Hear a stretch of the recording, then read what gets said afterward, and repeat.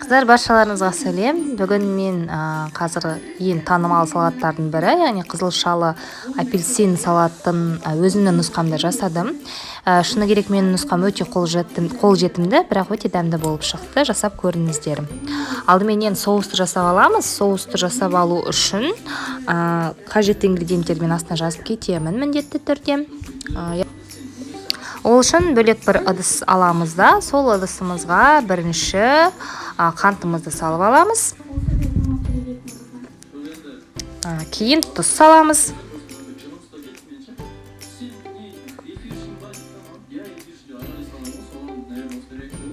Бұрыш себеміз азғантай мөлшерде. Қыздар, мен жалпы астына барлығын жазып кеттім, бірақ көбінесе мен көз мөлшерменен дәміне қарап отырып, горчица зернистая азғантай мөлшерде қостым.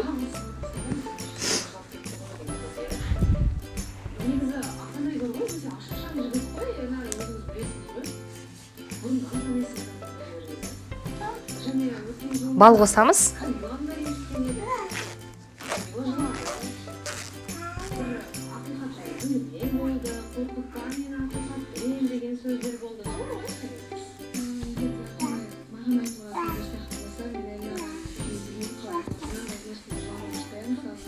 Сұйық май қосамыз.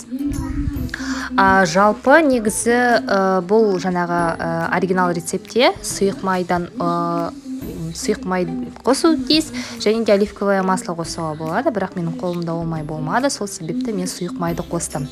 Жалпы бұл соусқа бальзамический уксус та қосылады, бірақ жаңағы мен өзімнің қолжетімді варианттағысын жасадым. Дәмді болып шықты. Қыздар, жасап көріңіздер. Жаңағы қатты айырмашылығы болмады. Тек бастысы тұздың дәмін реттесеңіздер, соустарыңыз дәмді болып шығады. Және де мен кішкентай апельсиннің шетін қиып алып, апельсиннің шырынын қостым. Жалпы апельсиннің шырынының орнына тіпті лимонды сығып қоссаңыздар да болады. Енді ол өздеріңіз қалауларыңыз бойынша. Енді міне жалпы соусымыз дайын болды, араластырып қойып қоясыздар. Бірақ та міндетті түрде тұзын тексеріңіздер, қыздар. Аз болып кетсе, кішкене тұз қосуларыңызға болады. Оны енді дәміне қарай реттеп отыру керек болады.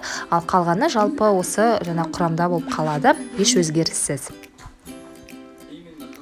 Енді жаңағы листья салата, сала жапырағын турап аламыз. Мен ұсақ-ұсақ етіп турадым. Қыздар, бұл жерде жалпы руккола да қосуға болады, немесе микс салата болады ғой, әртүрлі жапырақты соны да қосуға болады. Ол енді өз жаңағы қалауларыңыз бойынша. Апельсинді 4-3 етіп турап аласыздар. Сыртын міндетті түрде тазалайсыздар. Жалпы мен өте шыдамсыз адам, сол себепті тап-таза етіп тазалай алмадым. Енді барынша тазалауға тырыстым. Сүйектерін жаңағы артық заттарын алып тастап, осылайынан 4-3 етіп, салат жапырағы менен апельсинді бөлек ыдысқа турап аласыздар да, қазір ана соусымызды құйып араластырып қоятын боламыз.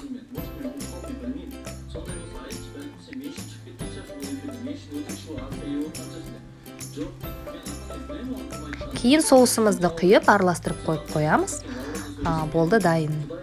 Кейін тағы да бір айтатын зат, шырыны шығу мүмкін, ол шырынын жаңағы алып тастайсыздар. Енді қызылшаны да 4-3 етіп турап аласыздар. Ұсақ емес, міндетті түрде ірі, яғни 4-3 болу шығу тиіс. Ұсақ турамаңыздар, ірі болуы тиіс.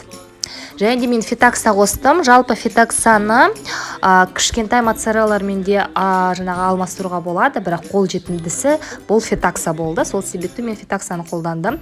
Өте күшті болып шықты. Себебі бұл жерде салатта дәм болмауы мүмкін, бірақ фетакса менен өте керемет. Себебі фетаксаның тұзы бар.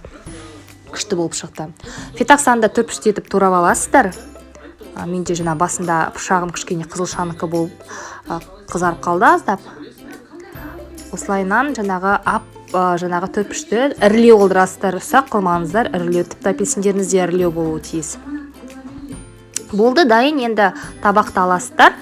Алдыменен жаңағы астына бағанағы салат жапырағымызбенен апельсиніміздің саласыздар. Шырынын құймаңыздар, осылай сығып аласыздар. Менде мысалы осы құрамнан 2 тарелка шықты. Кейін қызылшамызды саламыз үстіне.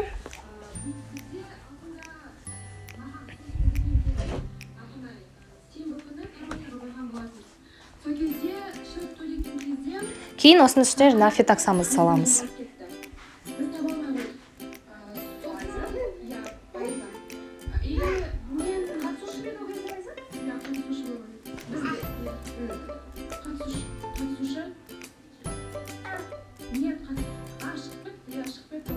Міне дайын болды. Менде үйде орех болды. Мен орехты септім үстіне. Жалпы бұның үстіне кунжут болса, табада кішкене қорыңқырап кунжутты себуге болады. Немесе жаңағы асқабақтың шемішкелерін де себуге болады. Енді ол қалауларың бойынша.